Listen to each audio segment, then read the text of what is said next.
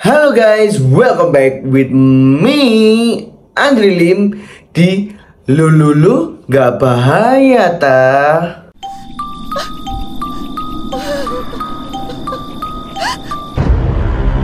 Jadi hari ini aku mau membahas kasus terbongkarnya rumah produksi film porno di Jakarta Selatan. Ini melibatkan berbagai artis maupun selebgram yang sebenarnya harus memberikan contoh yang baik buat masyarakat. Ceritanya, Direktorat Reserse Kriminal Khusus Polda Metro Jaya berhasil mengungkap sebuah bisnis rumah produksi film porno yang ada di Jakarta Selatan. Kemudian Direktur Reskrimsus Kombes Ade Savitri Simanjuntak juga mengatakan telah menahan dan menetapkan sutradara pembuatan film porno dengan inisial L sebagai tersangka. Ade Simanjuntak juga mengatakan tersangka L menjalankan berbagai peran sekaligus dalam rumah produksi tersebut. Jadi sutradara ini juga bertindak sebagai admin, produser film, sekaligus pemegang 3 website yang memuat film-film produksinya. Adapun pembuatan film dewasa ini dikerjakan oleh 5 kru film dan belasan pemeran wanita dan laki-laki. Wah, gila banget gak sih? Ade Savitri mengatakan pengungkapan kasus ini berawal dari patroli cyber yang dilakukan oleh Direktorat Reserse Kriminal Khusus Polda Metro Jaya pada Senin 17 Juli tahun 2023. Jadi hasil patroli siber mendapatkan laman yang berisi film dewasa atau film porno dengan durasi 60-90 menit pada tautan titik. Wah, gila banget gak sih? Itu lama banget.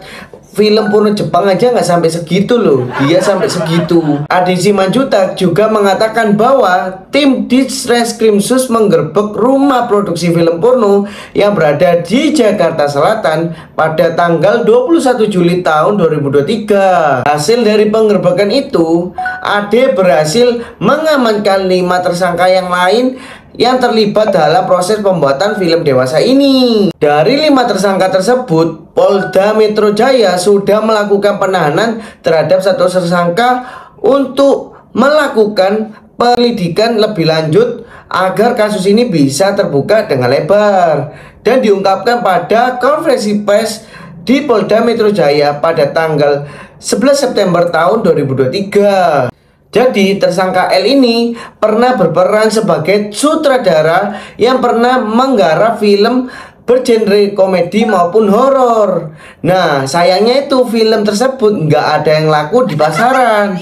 Ya mungkin lo kurang inovasi atau mungkin lo kurang canggih. Bukan berarti dengan lo nggak laku di pasaran jual produk film lo boleh menjual film porno. Wah, gila banget. Nah, film yang dibuat oleh sutradara L ini kan nggak laku. Akhirnya dia terbesit pikiran joroknya untuk membuat film-film asusila dan berhasil mendapatkan banyak pelanggan yang akses ke websitenya dia. Dalam proses pembuatan film porno tersebut, sutradara L melibatkan sejumlah kru, yaitu yang diyakini sebagai J sebagai kameramen, I sebagai editor film, AT sebagai sound system engineer, dan inisial SE sebagai sekretaris. Jadi tersangka inisial AT bukan hanya sebagai sound engineer doang, dia juga berperan sebagai pemeran figuran di film bintang porno tersebut. Sedangkan untuk inisial SE sebagai talent wanita di film dewasa tersebut. Jadi rumah produksi yang membuat film porno di Jakarta Selatan itu diketahui telah memproduksi ratusan film asusila sejak tahun 2002 lalu. Ratusan film porno tersebut kemudian dijual di 3 website dan telah meraup keuntungan hingga ratusan juta rupiah. Wah, gila, cepet kaya. Tapi ya kan kaya bisa dengan lo kerja yang halal-halal aja. Bukan berarti lo kayak gini tuh bagus. Mau tahu nggak keuntungan yang didapat dia memproduksi film porno? Jadi sebesar 500 juta dari 120 film yang ditayangkan di 3 website.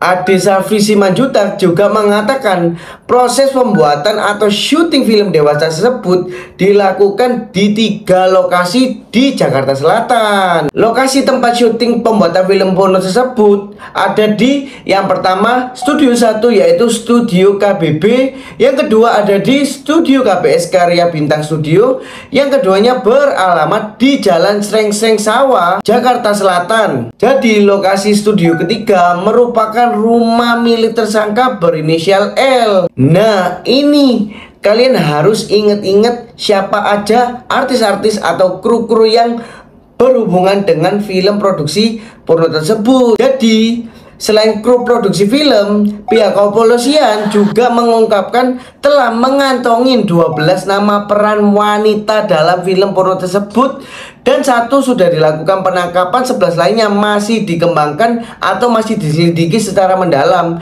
biar tidak terjadi fitnah gitu loh. Ade Simanjuntak juga mengungkap inisial para pemeran wanita tersebut. Yang pertama ada VV, yang kedua ada SKE, yang ketiga ada CN, yang keempat ada SF, yang kelima ada E, yang keenam ada BLI, yang keenam ada M, yang ketujuh ada MGP, yang ke-8 ada S, yang ke-9 ada J, yang ke-10 ada ZS, dan 11 ada AB. Jadi latar belakang dari pemeran wanita tersebut adalah artis, foto model maupun selebgram. Wah, gila banget gak sih? Polisi juga memperoleh nama 5 pemeran pria dalam villa asusila tersebut. Inisialnya ada BP, P, UB, AG, AD, dan RA. Saat ini juga masih dilakukan penyelidikan lebih dalam lagi. Jadi para pemeran dalam kasus film porno tersebut dibayar bervariasi, antaranya 10 hingga sampai 15 juta untuk 1 judul film.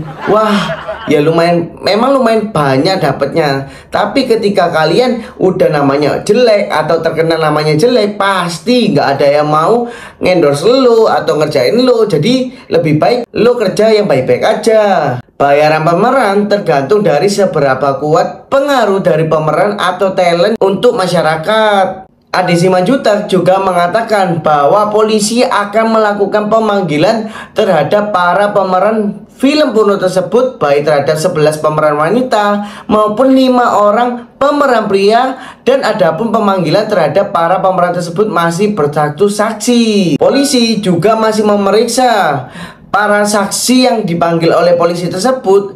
Akan dilakukan gelar perkara untuk memberikan kepastian hukum terkait apakah si saksi ini layak untuk dijadikan sebagai tersangka. Hukuman yang akan didapat para pemeran atau kru film bintang porno tersebut akan dijerat Undang-Undang Nomor 19 Tahun 2016 tentang perubahan atas Undang-Undang Nomor 11 Tahun 2008, yaitu Informasi dan Transaksi Elektronik, dan juga pada Undang-Undang Nomor 44 Tahun 2008 tentang pornografi. Sekian video dari berita hari ini. Jangan lupa kalian pencet tombol like, comment, and subscribe biar aku lebih semangat lagi membuat video berita viral-viral yang lainnya untuk kalian semua.